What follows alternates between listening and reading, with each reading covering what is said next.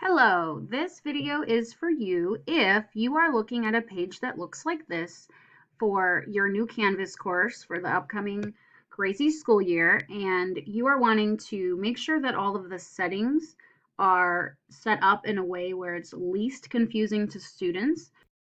So to start off, you will scroll down and click Settings, which is at the very bottom.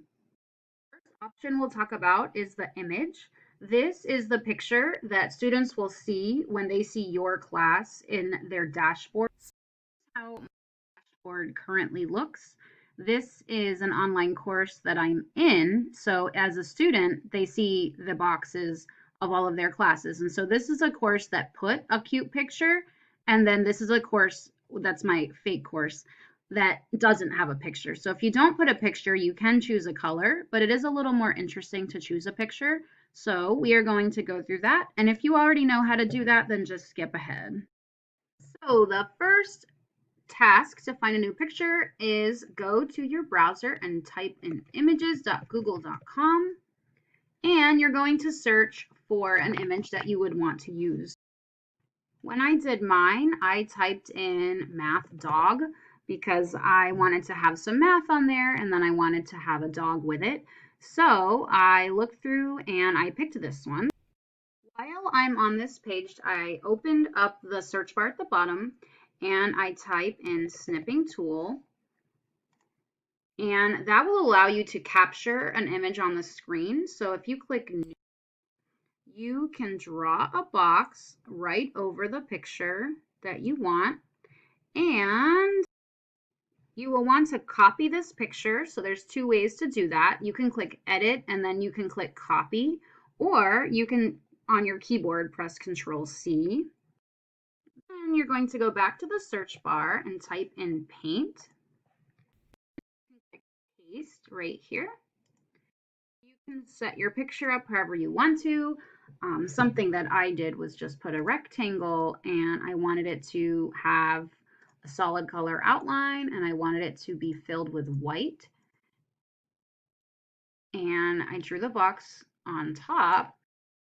And then I clicked text, and I want to make sure that now I'm writing in black and the background is white. So color 1 is black and color 2 is white.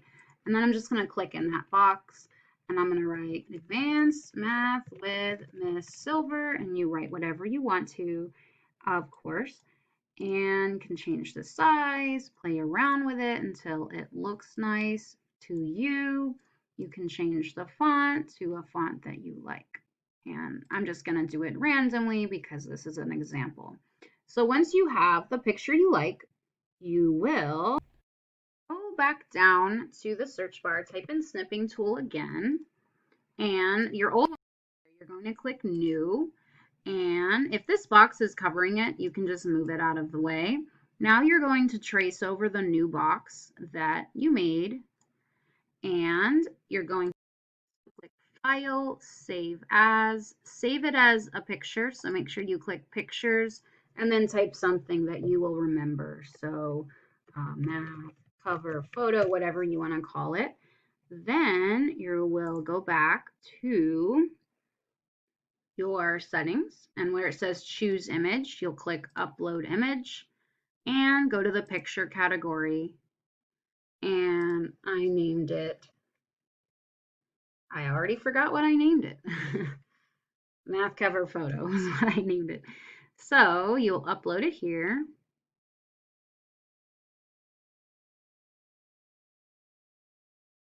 And it took a second, but there's my picture. So now on the student's dashboard, they will see this instead of just a colorful box. Okay, so next thing is this part will be already written there for you. You don't need to change it. Mine says example because this is a fake class that I just made for the purposes of this video. Then there's this whole area with time zone and terms, dates, and all of these options.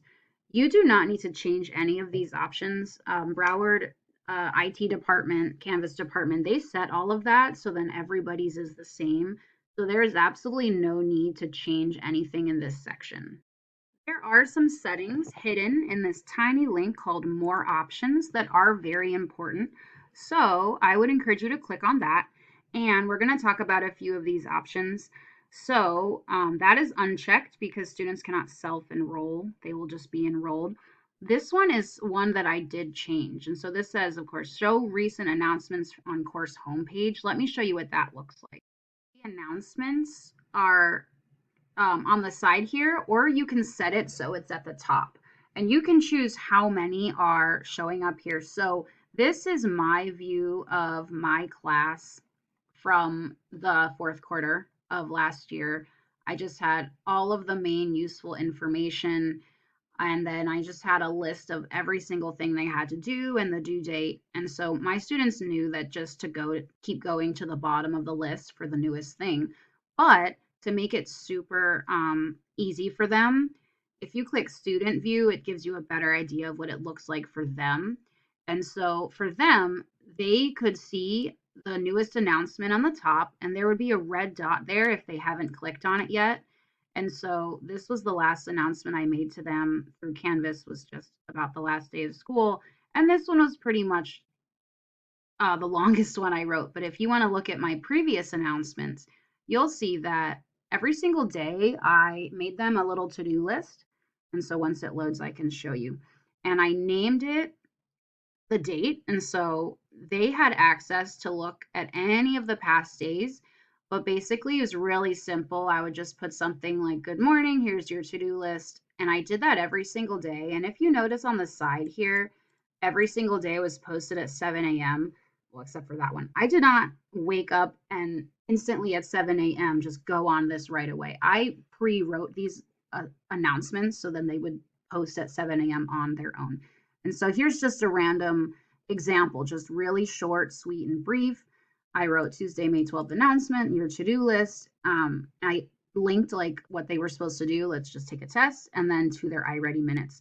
And I didn't allow them to comment on the announcements. So the point of showing you all of that goes back to the other page I was on. So I wanted my recent announcements to show on the course page on the home page. You don't have to, but if you do, you'll have to choose how many. And mine, I only wanted one at a time because I didn't want them to have like 3 to-do lists at a time. So students who were logging in and looking at my class every single day, they just got used to just clicking the example or the announcement at the top. So I changed this to have one announcement shown on the home page. Okay, and then going right along to the rest, let students attach files to discussions. I have that checked because I do want them to be able to put pictures or files. I do not want them to create discussion topics, at least not yet. Um, do you want them to edit or delete their own discussion posts? I'm going to uncheck that because it holds them more accountable if they know that what they write has to stay there. Not only that, but if you expected a certain level of a discussion post reply and you gave them a grade for what they wrote and then maybe they go back and edit it later and then there's this disagreement about the grade, just it's easier if whatever they write just has to stay once they post it. I do not want them to organize their own groups. I don't even know what that means, so I want it not to be checked. High totals in student grade summary is not checked because I want them to see their grades, their totals.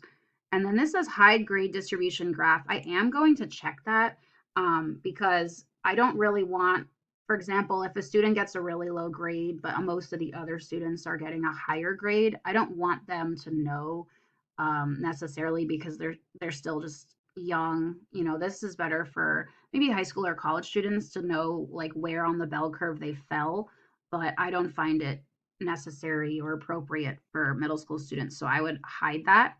And then I also clicked disable comments on announcements just because I wanted not to have to, police that. And then only teachers can create, rename, and edit course pages by default. And I definitely would only want teachers to, not anyone, and not students. So once you have that clicked, you'll just click update, and all of that is saved in your option. Okay, so the next thing we'll look at is the sections. Now this says example course. For your actual course, it'll just have all of the different, it'll have all of the different like periods of your class. So for mine, sorry, this is taking a while to load. This was my class from last time. And if you look at the settings for this section, it just shows like my two different periods. And so that you can just leave that the way it is now. As you can see, a lot of it is different from my old class. That's why I had to make a new fake class, because since it's already over, I can't edit certain things. So I'm going to go back to my example course. And now this is a big one. A navigation is really important because there's a lot of this mess on the side that you don't need your students to see, because it just adds to confusion about what to click on. So for me personally, I'm in math, so I never used the assignments section at all, because every single one of my assignments was classified as a quiz. Um, and Canvas just calls it a quiz, even though if I decided it was an assignment, but Canvas calls it a quiz where there's questions and they pick an answer. So I moved that to the bottom. For other subjects, you will probably use that, and so you'll want to make sure that it is there. Basically, the ones that you're using, you'll want to be at the top, and so it's not going to be the same across the board, but I'm just showing you what I did personally as a math teacher. So I didn't use the assignments. I did have home announcements, discussions, and then I wanted grades to be there.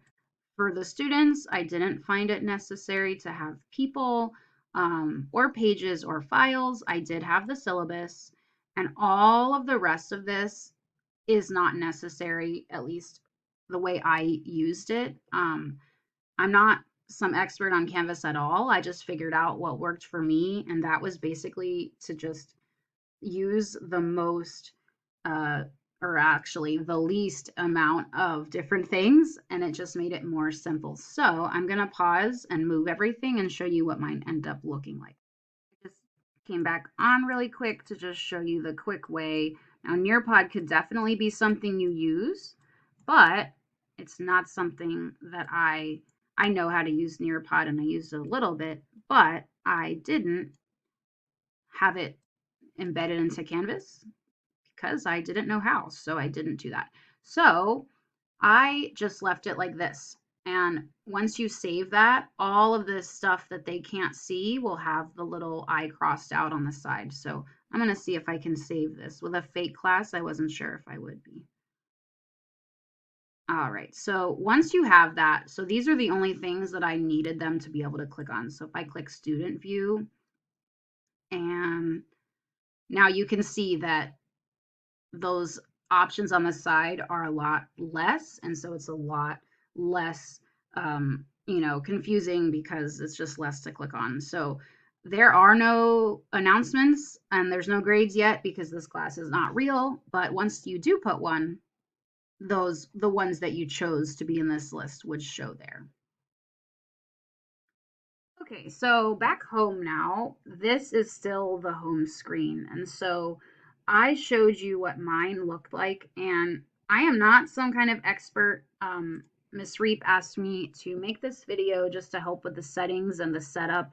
But really, what I did is really all I know how to do. So the homepage that I chose was to show my syllabus, and the reason I did that was it's the easiest, in my opinion, to edit. It's the most inviting. It's the most pretty. That's just my opinion. It doesn't have to be. So this button I just clicked was choose homepage, and I like to click syllabus. And then I click save.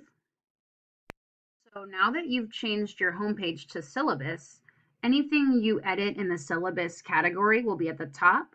And then anything after that, like the summary of your course, will be at the bottom. So this is all of what was in my syllabus box from the fourth quarter. And then once they scroll underneath that, it had the list of everything they had to do. And like the beginning would just be like one thing, and then it would keep adding on as I wanted them to see. And so in the next video, I'm going to show you how to edit your syllabus and how to bring your old syllabus to the new class if you liked it. Okay? All right.